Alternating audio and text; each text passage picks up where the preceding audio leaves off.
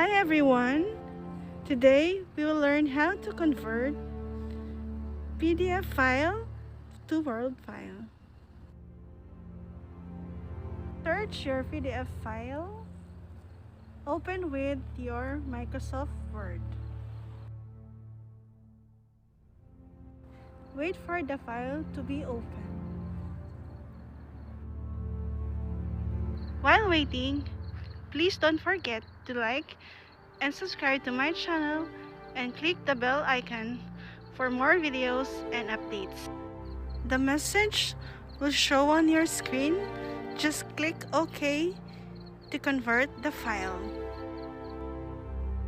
Your file is converted.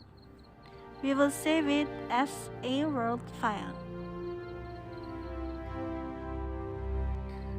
Go to Save As, then select the folder to save the file.